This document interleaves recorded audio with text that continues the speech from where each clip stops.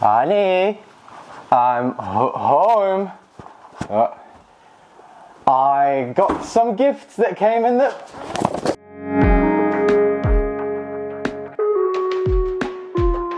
Now, there's a couple of things I can't say. One of them is, let me just get to the chair, is that no Techman Pats were hurt in making of this video. I really can't say that, unfortunately. That's reserved for people who didn't get hurt. Unfortunately, I tried to make a joke, and that joke turned out to be far too real for my knee. So now I've buggered up my knee, but we're going to talk about TP-Link's smart home everything, accessories. But what I don't want to talk about is these cameras, which I'm going to do completely separately, because to be honest, they deserve their own video, not just the plugs and the boards and the lights. I really want to talk about these a little bit separately. So, well, I'm going to put these to the side. Let's talk about this. Now, big thanks to TP-Link for sending me actually some of this stuff, because some of it I bought myself too, which is fair. I wanted to start off buying it myself, and I asked, hey guys, can you help me out? I want to make a pretty fairly large video out of it, and I couldn't find some of this stuff online. Like this was directly from them. So let's talk about what we have here. Let's talk about the plugs. I know I did a video about the plug a little bit earlier, but I also want to mention, I've got 3 of them. I just realized I've got 3 of them. I want to mention what makes one of them different, which is the power one. So let's talk about the ecosystem for the lights and power, separate from the cameras. These are all TP-Link products connected to an app called Casa. Casa, absolutely fantastic app. I am not joking. Brilliantly done, well executed, everything works as it should. Connecting it up is perfect. One good thing about this ecosystem is that you don't need a hub. Each and every one of these bits connect to your Wi-Fi into the cloud, into the Casa cloud account. So you don't need like a Philips console, whatever it is called, that all the lights connect to that and then connect to the internet. You don't need that, which is the first thing that drew me to TP-Link and why I decided to look into it first. I first just got a light. That's all I got. I got a light and I wanted to see how it worked. Just don't walk away. Don't walk away. Hey Google, turn the lights red in the master bedroom. Just wait, it'll be great.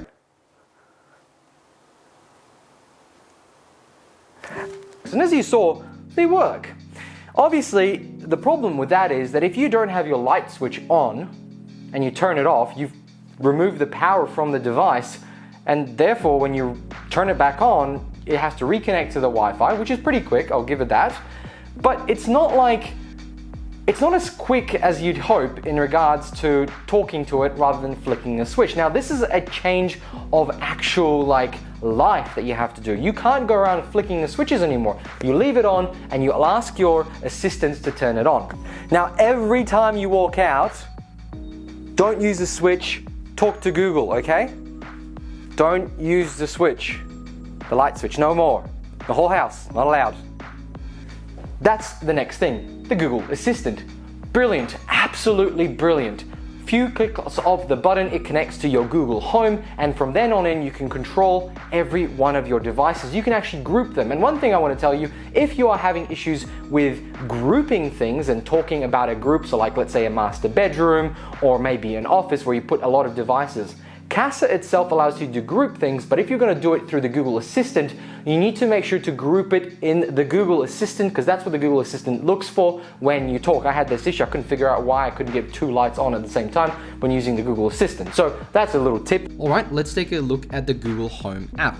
From here, you can control all your lights, media, and other settings for Google Home. But specifically how it connects to actually Casa or the TP-Link ecosystem is via the API. So you'll be able to add the connection to the Casa cloud account, and from then on, you can import these switches, my computer. But as you can see, apart from turning it on and off, I don't get to see the information of how much power it's using or anything like that.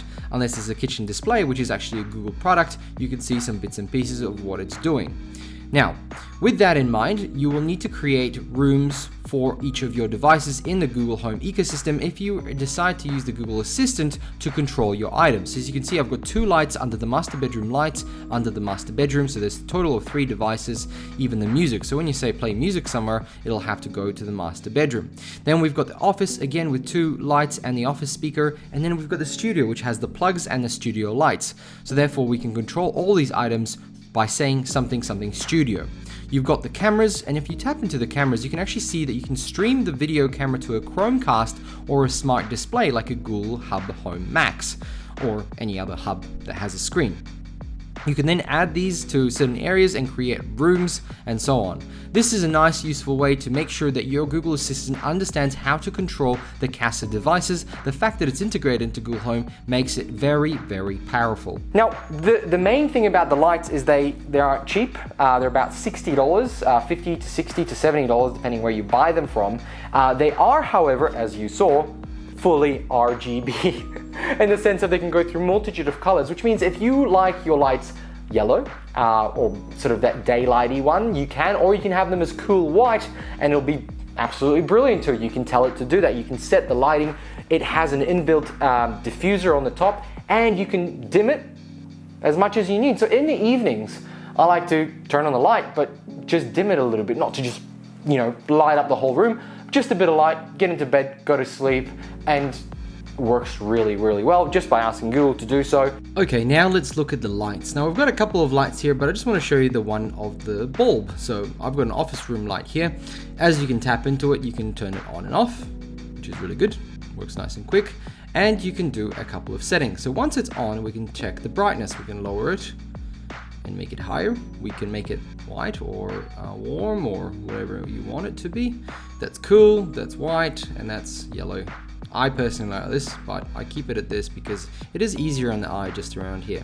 We can also then change the color. It's fully RGB, as they say, but yes, every single color is technically available here, and it moves around, and the colors are really vivid when they are showing, as you can see now. So we can also set a couple of presets. We can sort out that, well, if we want it auto wide or recent or whatever it might be, these presets are the ones you see up here. And back to auto is just yellow, I think. So I need to just reset that to a one that I want. We've got a schedule when it can turn on and off, so we can set it that it turns off at a certain time, and there's a fade rate. It's actually quite useful. What I've been doing is setting my lights on via Google to turn off at 10 p.m. every night to let me know I need to go to bed. And we can also check the usage. Now, in the usage one, these are obviously comparing themselves to 60-watt bulbs, and we know that LED is much more power efficient, and so we can then see how much we have used today or predicted yearly. Now, I haven't actually used this that often. It only turns on for a little while, maybe in the evening, and as you can see, it's only 5-7 days, 5 hours. That's not very long use of light. God, my knee. Ooh. Let's move on. The power plugs, we've talked about them before, but putting them together in a room like this works really, really well, especially if you have a dumb light like this. So what you can do is put both a light up there and a plug into the dumb light, or well, it's not that's a smart light, but the dumb light here on the floor, and you can connect them up into one room and say, for the office, I call it the office, I can turn on the lights. And it's actually really cool because I'm controlling 2 different things with, of course, 2 different items, but stuff that I would have to go to 2 different switches to turn on both at once. And that's where the benefit comes from. This one here, this one tells you how much power it's using. All right, let's jump into the Casa app and specifically talk about the plug that can capture your energy. So it's under my computer. I wanted to see how much my computer actually drains in regards to power. So if I tap into that, I can turn it on and off, which I'm definitely not going to do right now. I can set some schedules, as we discussed in the previous video, the timer, and the away mode, which is really useful when you're actually away. It will randomize events on your computer. Or well, actually not on my computer, I suppose the plug itself, the power schedule. But the most important one is the energy.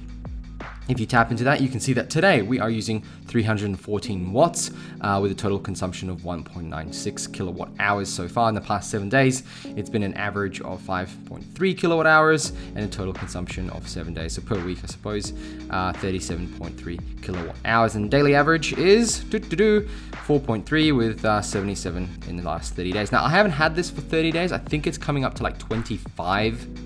Maybe it is 30 days now, actually. So it might be, yeah. Well, anyway, you can work it out at 26 cents per kilowatt hour is how much it's costing you. But if you tap to the right, you can see the total run time for the hours, 415 for 30 days.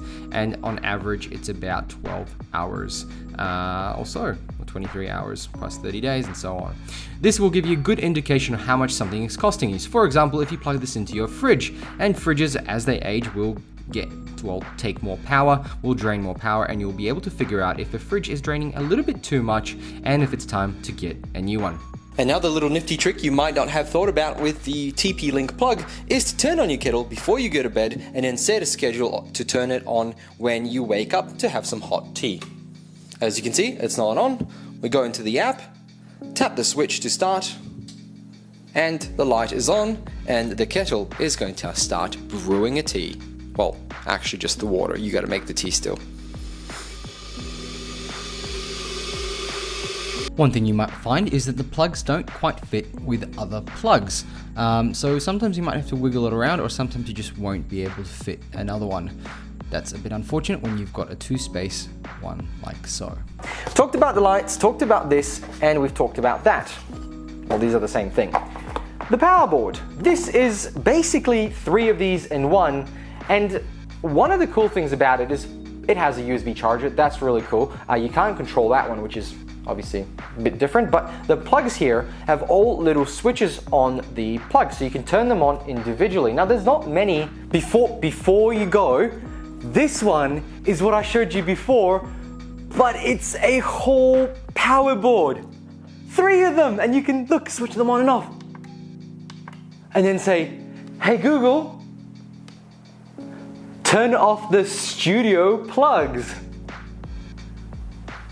Panels like this that you can have individual switches. They're a bit more expensive, so I know this is expensive, but I'm just saying, having individual switches are really good way to quickly turn it on without having to talk to Google. But at the same time, not turning off the whole device like you would with a light bulb or whatever. You just flick it on and off you go, which is great, and you don't have to use the lights. So in my case, I've connected my studio lights to that power board, so when I'm done, I can say to, hey Google, turn off the studio plugs, and it will turn off the plugs.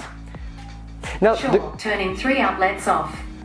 Hey Google, turn the studio plugs on. Now, if you're going to use your device, same thing. Very quick and easy. In fact, when I'm walking out of the room, I might not even talk to Google. I'm just going to use my phone to turn off the plugs, turn off the power to the room. The interesting thing about this device is actually the 3 controlled areas are all separate, so you can say plug 1, plug 2, plug 3. But when you can also just turn them all off at once. Now, what kind of use case do you see with that? Well, studio lights. If you are, for example, doing YouTube videos at home, or you are maybe a photographer and you have an in-home studio, a really nice way to turn everything off at the end of the day, or turn it on from when you're using the camera and you just want to get a light on. Say, hey, can I get a light on? And if it's also a light bulb that you have in there, maybe it has a diffuser, or maybe you can dim it in any way, you could also put those light bulbs in there and dim it. I mean, there's a whole sort of ways you could use this. Now, my biggest use case for this is actually in the garage.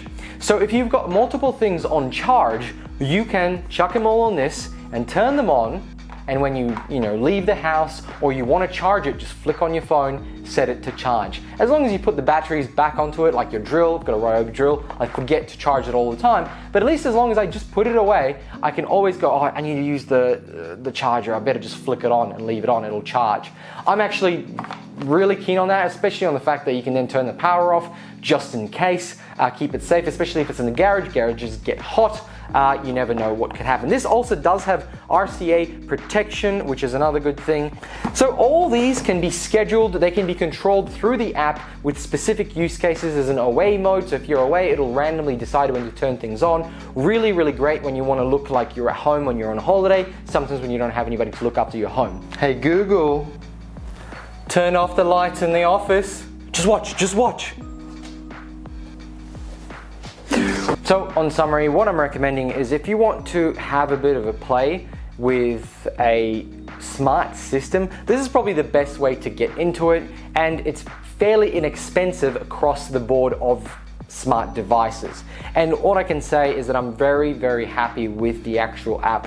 One of the biggest problems with smart devices is that you can get smart lights, you can get smart plugs really, really inexpensively, but the apps are terrible. And because each company does something different, you can't combine them into one ecosystem. And then if you do, there must be a base unit. It just becomes a bit more problematic. With this, it is literally plug in, go, and it uses the 2G, 2.4 gigahertz Wi-Fi signal, which means it can go through a big house. You can put this in a lot of places and it'll still reach your modem or whatever you use, a router, however you use it, it will reach it. The good thing is that it is easy to set up step by step, and newbie or somebody who's not even particularly familiar with technology can set it up, as opposed to other systems I've looked at in the past. So friends, thank you very much for watching. Hope you enjoyed this video. I'm gonna go get some ice and I will leave you to it. If you like this, give it a like. If you don't, then let me know why. But if you want to see more content like this, then tap that subscribe button and I look forward to doing the Casa cam reviews because that's going to be pretty exciting. So far, so good. Thanks for watching, everyone. Bye.